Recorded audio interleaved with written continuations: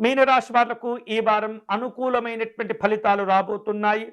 మీరు ఏదైతే తలపెట్టినటువంటి పనుల్లో ఎదురయ్యేటటువంటి కొన్ని సవాళ్లు అవాంతరాములను జాగ్రత్తగా అధిగమించుకోగలుగుతారు. సహనంతో ఓపికతో సమస్యలను అధిగమించడం ద్వారా ఎంతో తృప్తికరమైనటువంటి శుభ ఫలితాలు పొందవచ్చు. అలాగే వ్యాపార కార్యక్రమాల్లో ఉండేటటువంటి వారు ఈ వారం అనవసరమైనటువంటి అధికమైనటువంటి ఖర్చులు చేస్తూ ఉంటారు. అలాంటి అనవసరమైనటువంటి ఖర్చులను అదుపులో పెట్టుకోవాలి. ఆర్థికంగా ఈ వారం సానుకూలంగానే ఉండబోతుంది. స్పెక్యులేషన్ రంగంలో ఉన్నటువంటి వాళ్లకు అనుకూలంగా ఉంటుంది. ఈ వారంలో వ్యాపారస్తులకు మంచి మంచి పరిచయాలు ఏర్పడుతుంటాయి. ఆ పరిచయాలను ఉపయోగించుకొని ప్రయోజనాలు పొందేందుకు తగినటువంటి ప్రణాళికను కూడా సిద్ధం చేసుకుంటూ ఉంటారు. ఊహించినటువంటి రీతిలో కొన్ని మంచి మంచి గొప్ప గొప్ప అవకాశాలు కూడా కలిసి వస్తుంటాయి.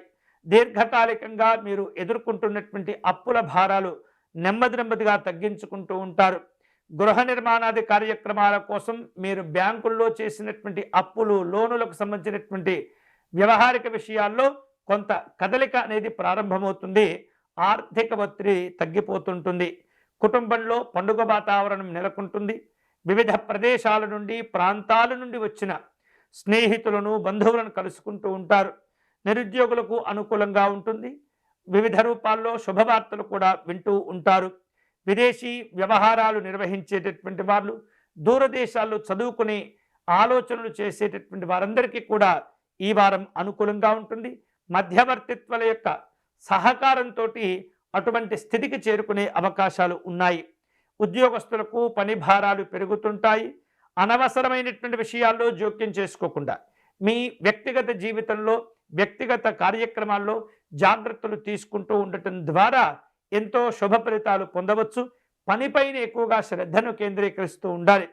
అలాగే వివిధ రూపాల్లో మీపైన, మీ కుటుంబం పైన, ఇతరులకు ఉండేటటువంటి రాగద్వేషాలు, అసూయలు మరింత పెరగకుండా జాగ్రత్తగా మిమ్మల్ని మీరు కాపాడుకుంటూ ఉండాలి. రహస్యంగా పనులు పూర్తి చేస్తూ ఉండండి.